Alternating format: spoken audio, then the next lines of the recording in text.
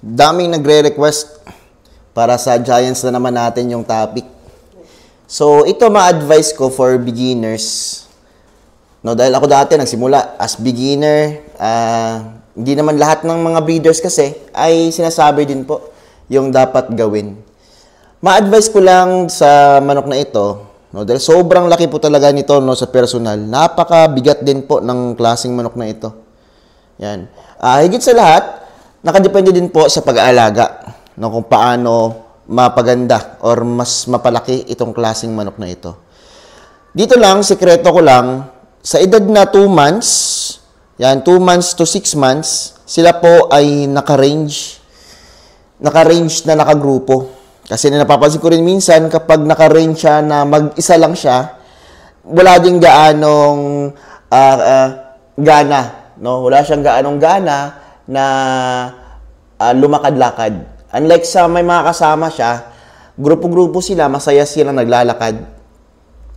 Yung purpose kasi na maglakad sila ay para po yun mas gumanda ang kanilang tindig.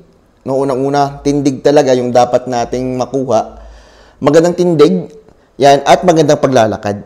Kapag kulong po yung isang manok, kahit anong manok naman, kapag kinulong natin, lalo-lalo itong mga giants, sila po ay pangit pong lumakad. No, pangit din pong tumayo. Kaya dapat 2 to 6 months, sila po ay naka-free range. Yung advice ko lang din, nanginginig siya, no? Naka-on po kasi yung aircon natin. Ina-advise ko lang din po, no, na itong klaseng manok din to, kapag naglalakad siya, hindi siya mag-aanong tumataba pa.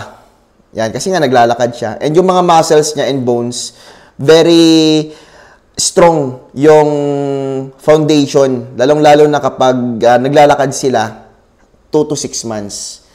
Kapag 2 months below kasi, mas ina-advise ko na kulong lang muna. Yung purpose nun, para hindi po sila atakihin ng mga pusa or mga daga. Kapag 2 months kasi medyo malalaki na and kompleto na yung balahibo. May panglaban na sila against sa ulan tsaka init. Napakalapad po ng manok na ito. Ito, hindi na po gaanong, minsan na lang talaga ito pinapababa, no? Kasi breeder na. Napapansin ko rin kapag 6 months na siya to breeder age, yan, sinasanay natin na sa kulungan na lang, yan. Less hassle na lang siya for breeding, yan. At mas gumaganda yung kanilang temperament. Mas hindi sila makulit, katulad nito, nasa kulungan nito palagi. Yung sanay lang nito, babae lang at saka ako.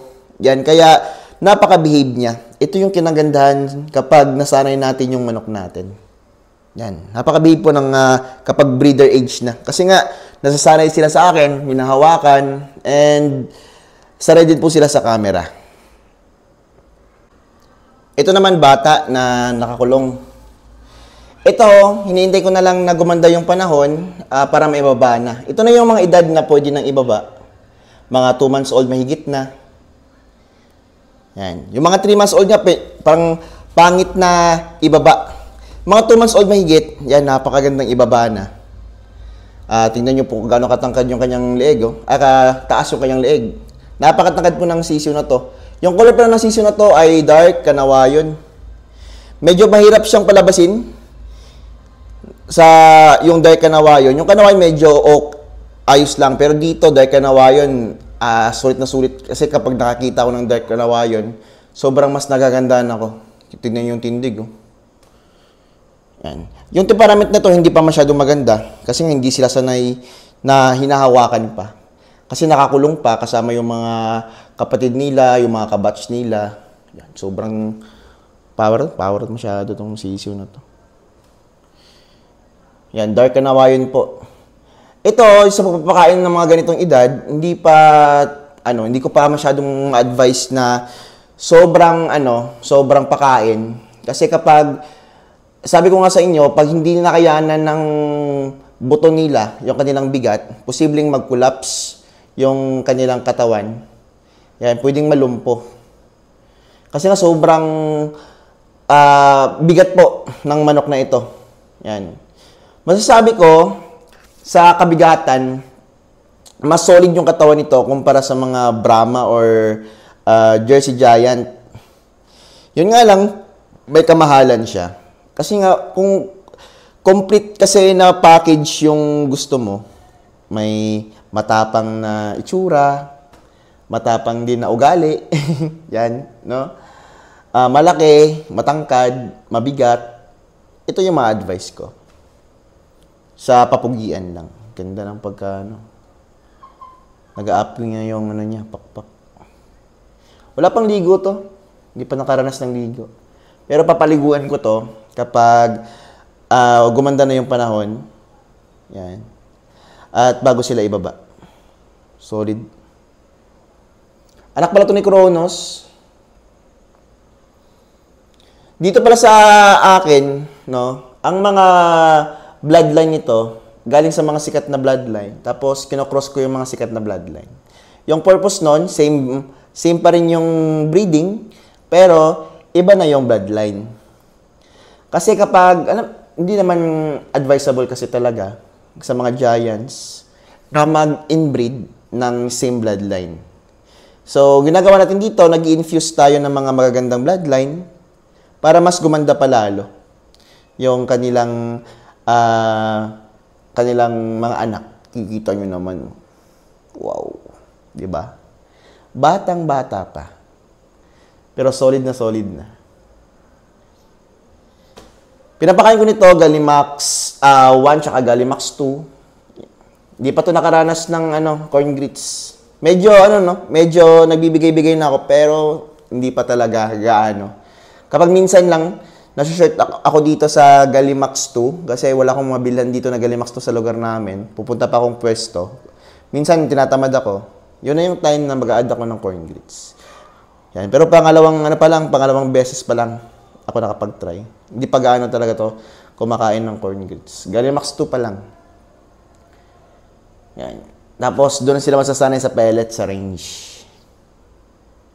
Giants. Sobrang dami ko nito, ganito, na tinatago para sa project ko for next year. Para sa mga orientals natin.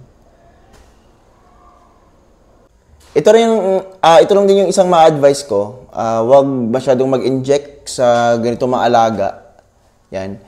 Ito hindi sila sanay sa inject. Dati kasi nag-inject talaga ako ng mga vitamins. Ngayon hindi, no? Powder tsaka tablet lang yung ginagamit ko. Yan. Ito yung si elastiko natin. Medyo, dito kasi yung anak ko. Takot ata siya. No? So, napakatangkad po nitong si elastiko. And ginagamit na rin to for breeding. Yan, sa ating mga giant senden. Yan. Sobrang dami ko rin ganito.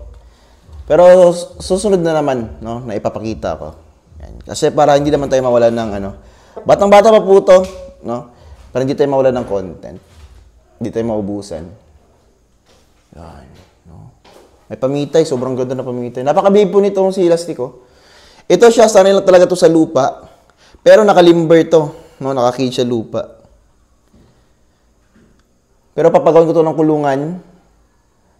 Yung kinagandaan po kasi, kapag nasa limber lang sila, ay siyempre direct sila dun sa lupa. Makakaykay sila. Yan. Basta, yun lang yung advice ko. Huwag masyadong mag-inject. Para hindi din po masira yung kidney ng ating mga manok. Hindi naman ito panabong na kailangan talaga ng mga super gandang vitamins. Ito, yung genes na talaga yung mapapaganda mismo sa manok natin.